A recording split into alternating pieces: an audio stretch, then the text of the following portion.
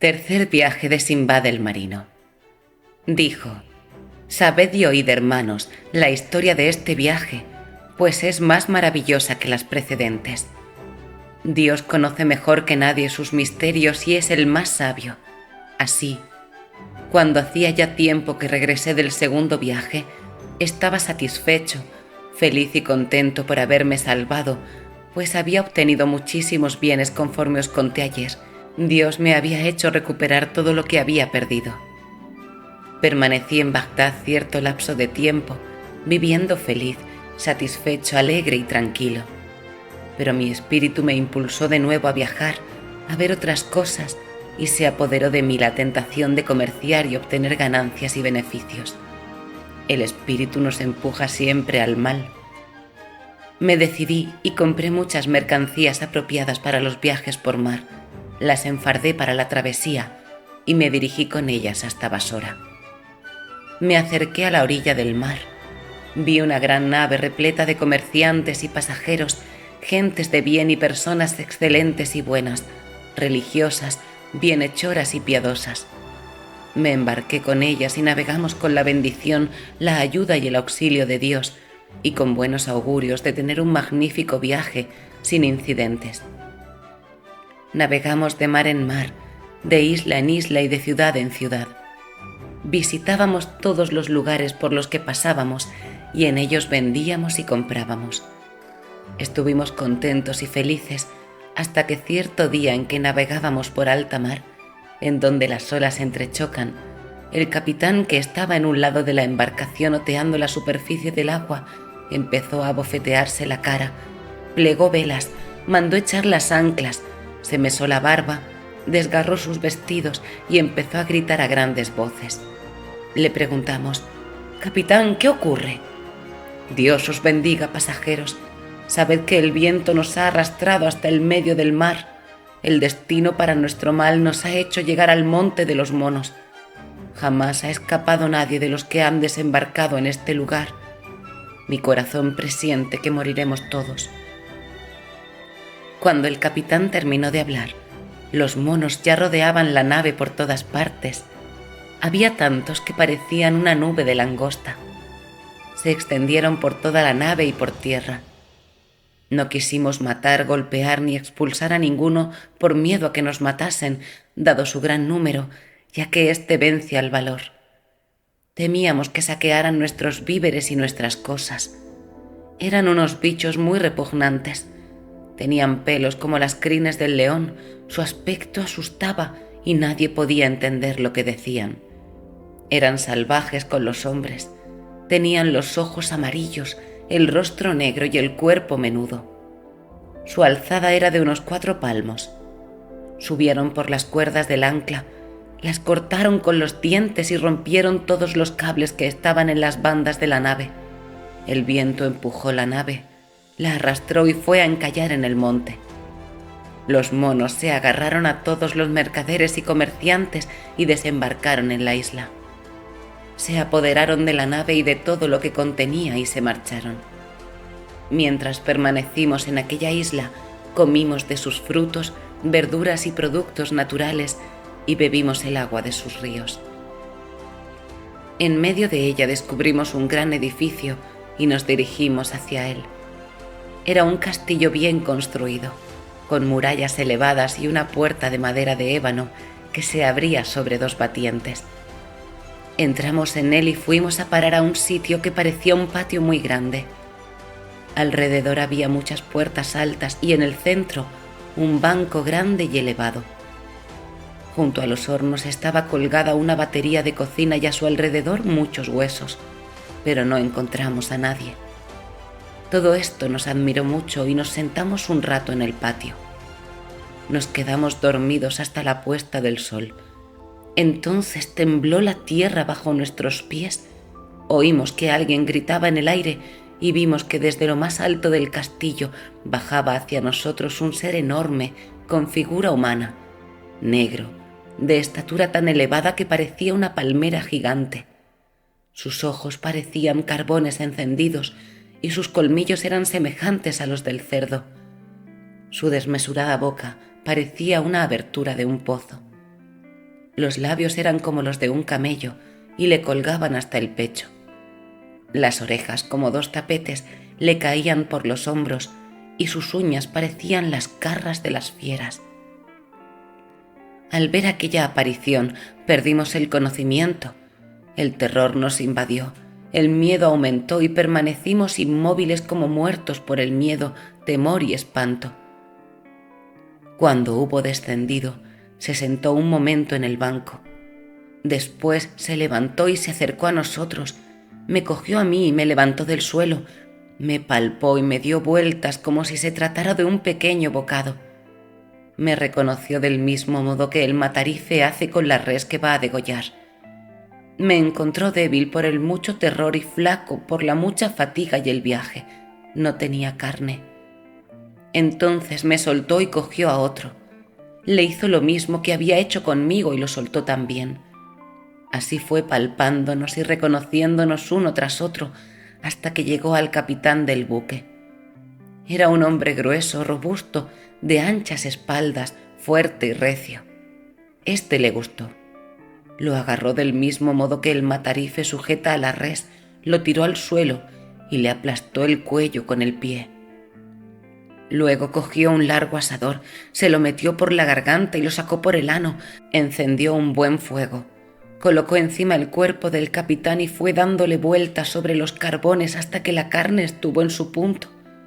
Lo sacó del fuego, se puso delante de él y lo trinchó como un hombre trincha un pollo. Empezó a cortar la carne con las uñas y fue comiendo hasta dejar solo la piel y los huesos. Los tiró a un lado del castillo, se sentó un rato y después se tumbó y se quedó dormido encima del banco. Al roncar emitía un ruido semejante al mugir de los carneros o de los animales en el momento en que los sacrifican. Durmió hasta por la mañana y entonces se levantó y se fue. Cuando nos cercioramos de que estaba lejos, hablamos y lloramos al considerar la forma en que íbamos a perder la vida y dijimos: ojalá hubiésemos muerto ahogados o los monos nos hubiesen comido. Era preferible a morir asados en las brasas. Es terrible. Pero lo que Dios quiere que sea es, y no hay fuerza ni poder más que Dios, el Altísimo, el Grande. Ya hemos muerto de angustia y nadie sabrá nunca lo que nos ha sucedido. No hay medio de escapar de este lugar. Salimos y recorrimos la isla en busca de un lugar en el que ocultarnos.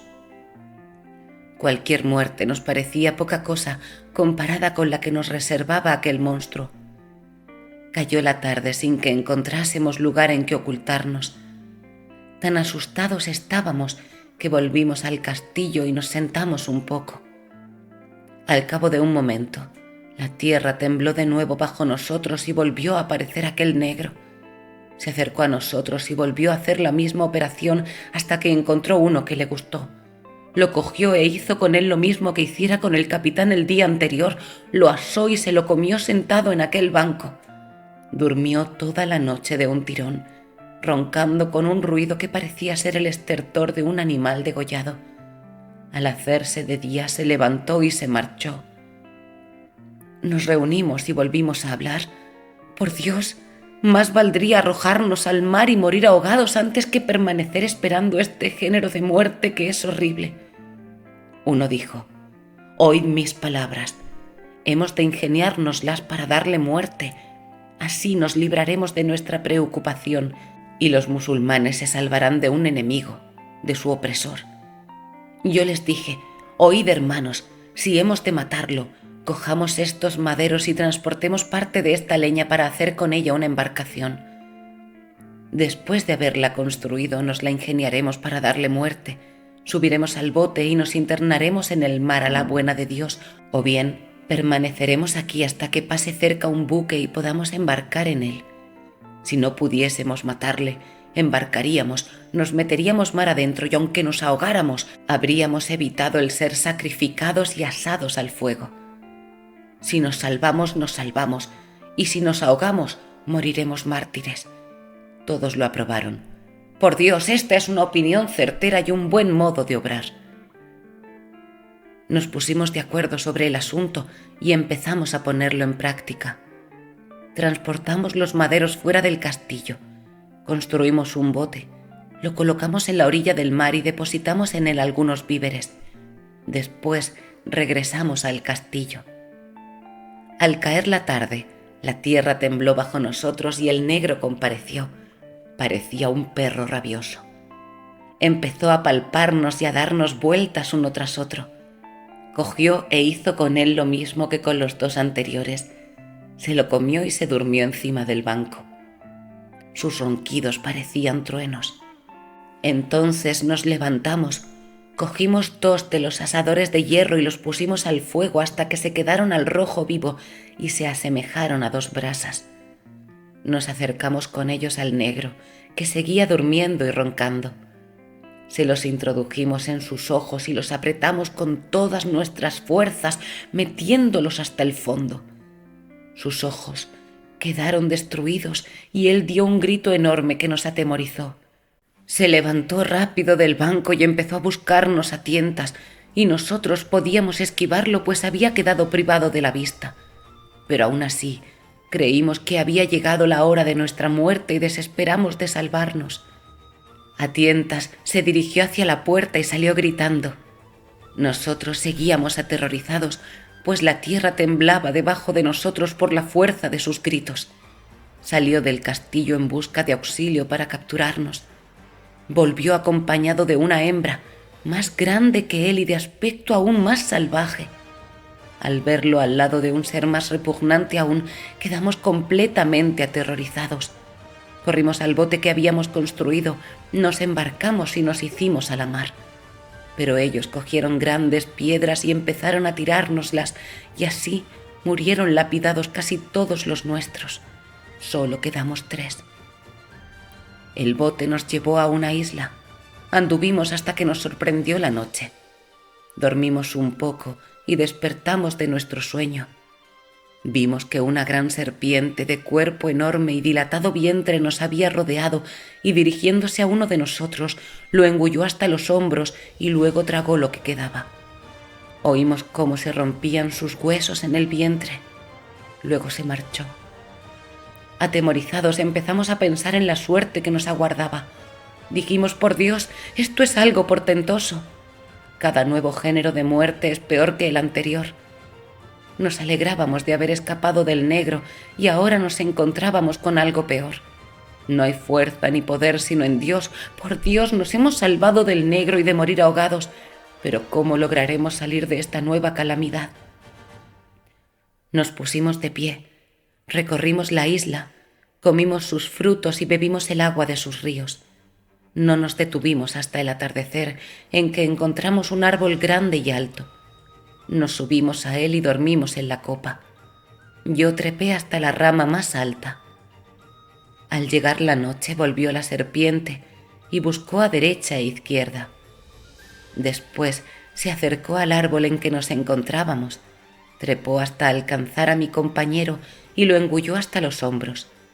Se enroscó en el árbol y oí el ruido que producían los huesos al romperse dentro de su vientre. Luego se lo acabó de tragar. Yo lo vi con mis propios ojos.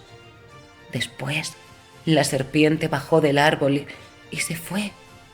Yo seguí allí el resto de la noche. Cuando se hizo de día y brilló la luz, bajé de la copa con el aspecto de un muerto. Tales eran mi terror y mi miedo. Quería arrojarme al mar para quedar libre de las preocupaciones de este mundo, pero no me fue fácil librarme de la vida, pues ésta nos es cara.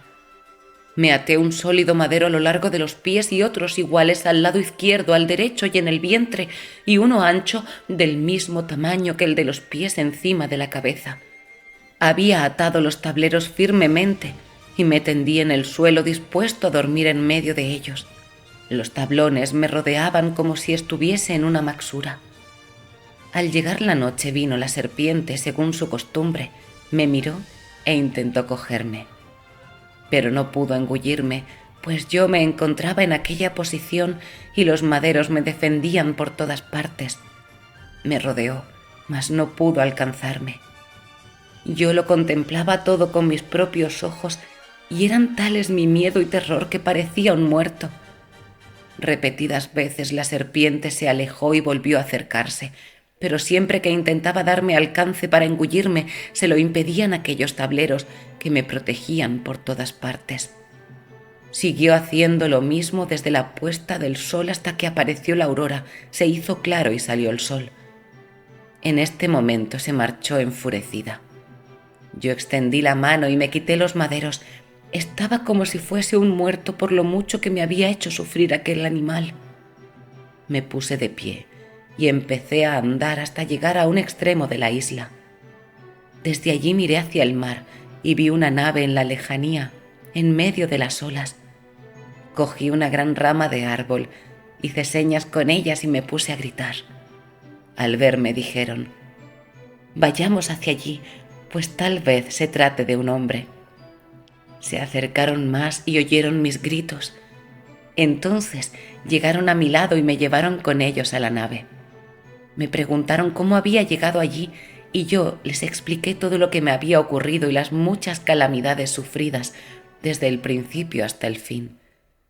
Se admiraron grandemente de todo y me dieron vestidos y cubrieron mis desnudeces. Después me ofrecieron alimentos. Yo comí hasta hartarme y luego bebí agua fresca, con lo cual mi corazón recuperó fuerzas y mi alma se tranquilizó y me sentí invadido por un gran bienestar. Dios ensalzado sea, me había devuelto a la vida después de estar muerto. Alabé a Dios ensalzado sea y le di las gracias por sus abundantes favores.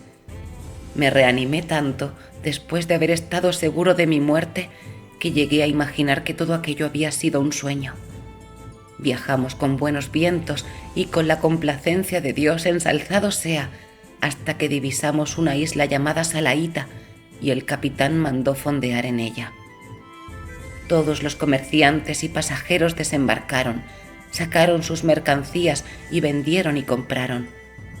El dueño de la embarcación se volvió hacia mí y me dijo: «Escucha, tú eres un pobre extranjero y nos has explicado que has sufrido muchas penalidades. Deseo serte útil y ayudarte a volver a tu país para que en lo futuro me quedes agradecido. Sí lo estaré y rogaré por ti. Sabe que venía con nosotros un viajero al cual perdimos. Ignoramos si vive o ha muerto, pues no hemos oído decir nada de él. Deseo entregarte sus fardos para que los vendas en esta isla y cuides de ellos. Te daré una comisión que equivalga a tu fatiga y a tu trabajo. Lo restante lo guardaremos hasta estar de regreso en Bagdad. Allí preguntaremos por su familia y le entregaremos las mercancías sobrantes y el importe de lo vendido. ¿Quieres cogerlas y desembarcar en esta isla para venderlas como hacen los comerciantes? De buen grado, señor mío. A ti te corresponde el mérito y el favor». Rogué por él y le di las gracias por lo que hacía. Mandó a los mozos y a los marineros que desembarcaran aquellas mercancías y que me las entregasen. El escribano del navío dijo: «Capitán, ¿qué son esos fardos que sacan los marinos y los mozos? ¿A nombre de quién debo inscribirlos?» «Al de Simbad el marino. Este es el que venía con nosotros, naufragó en la isla y ya no hemos vuelto a saber nada más de él. Quiero que este extranjero los venda. Cogeremos su importe, le daremos una cantidad correspondiente a su trabajo y guardaremos el resto hasta que regresemos a Bagdad. Si lo encontramos, le daremos su importe y si no, se lo entregaremos a sus familiares que residen allí». El escribano replicó: «Tus palabras son correctas y tu opinión certera». Cuando oí las palabras del capitán me dije: «Por Dios, yo soy Simbad el marino, uno de los que naufragaron en la isla». Contuve mi impaciencia hasta que desembarcaron los comerciantes y se reunieron para hablar de cosas referentes a la venta y a la compra. Me acerqué al capitán y le pregunté: «Señor mío, ¿sabes cómo era el dueño de estos fardos que me has entregado para que los venda?» «Solo sé de él que era un hombre de Bagdad, llamado Simbad el marino. Anclamos en una isla en la que perdimos muchas personas, entre ellas Simbad, y hasta este momento no tenemos noticias suyas». Entonces di un grito y le dije: «Dios me libre, yo soy Simbad el marino y no me ahogué. Cuando anclaste en la isla, desembarcaron los comerciantes y los pasajeros. Yo estaba entre ellos y llevaba unos alimentos que me comí en un rincón, deleitándome de encontrarme en aquel lugar. Me entró modorra y me quedé profundamente dormido. Al levantarme no encontré el buque ni a nadie. Estos bienes son míos y estas mercancías me pertenecen. Todos los que comercian en diamantes me han visto aparecer en la cima del monte de los diamantes y atestiguarán que yo soy Simbad el marino, pues yo les referí mi historia y lo que me había sucedido con vosotros en la nave. Les dije que habiéndome dormido me habían dejado abandonado en la isla y que cuando me desperté no encontré a nadie y que me había ocurrido lo que me había ocurrido. Los comerciantes y pasajeros, al oír mis palabras, se agruparon en torno a mí. Unos creían que decía la verdad y otros opinaban que era un embustero. En estas, uno de los comerciantes, al oírme citar el monte de los diamantes, se puso de pie, se acercó a mí y dijo: «Oíd mis palabras, compañeros. Cuando os referí lo más maravilloso que había visto en mis viajes, os conté que echábamos reses sacrificadas en el Valle de los Diamantes y que yo había arrojado como los demás y conforme era mi costumbre, una res, colgado a lo cual subió un hombre. Vosotros no me quisisteis creer y me tratasteis de embustero. Sí, nos contaste todo eso, pero no te creemos. Este es el hombre que subió colgado de mi res. Es el que me dio tal cantidad de magníficos diamantes tan caros que no tienen semejantes y me recompensó con mucho más de lo que me hubiese proporcionado mi res. Lo llevé conmigo a Basora, desde donde regresó a su país, y nosotros nos despedimos de él y regresamos al nuestro. Es este al que nos ha dicho que se llama Simbad el marino y que nos acaba de contar cómo zarpó la nave y cómo se quedó en aquella isla. Haceos cargo de que este hombre ha venido aquí para que deis crédito a lo que os expliqué. Todas esas mercancías le pertenecen. Nos habló de ellas al reunirse con nosotros. Está bien claro que dice la verdad». El capitán, al oír las palabras de aquel comerciante, se levantó rápidamente y me estuvo mirando fijamente un rato. Me preguntó: «¿Qué contraseñas tienen tus mercancías?». Le repliqué: «Pues estas y estas». Y le expliqué las cosas que habían sucedido entre nosotros desde el momento en que me embarqué en Basora. Se convenció de que yo era Simbad el marino, me abrazó, me saludó y me felicitó por haberme salvado. Luego dijo: «Señor mío, tu historia es portentosa y lo que te ha sucedido prodigioso.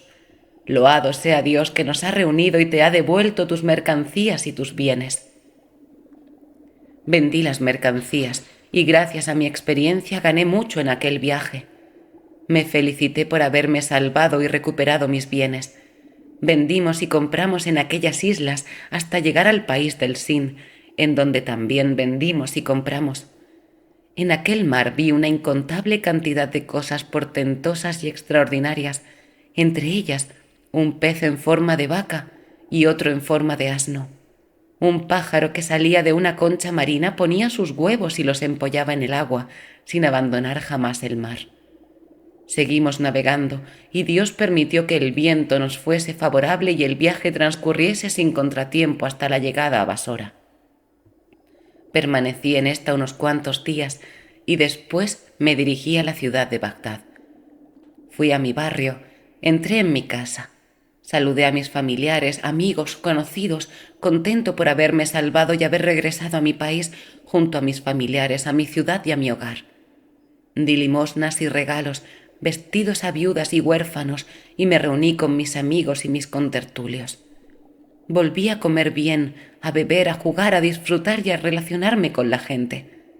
Olvidé todo lo que me había ocurrido, las muchas calamidades y terrores sufridos. En este viaje gané tales riquezas que no se pueden contar ni evaluar. Esto es lo más maravilloso que yo vi en aquel viaje. Si Dios ensalzado sea lo quiere, volved mañana y os referiré la historia del cuarto viaje. Es más prodigiosa que las anteriores. Simbad el marino, como ya tenía por costumbre, mandó que diesen al faquín 100 mizcales de oro. Ordenó que extendieran el mantel y pusieron la mesa. Llenos de asombro por aquella historia, cenaron juntos y después se marcharon a sus quehaceres. Simbad el faquín cogió el oro que le había mandado dar su homónimo y se marchó, boquiabierto de admiración por lo que había oído contar a Simbad el marino.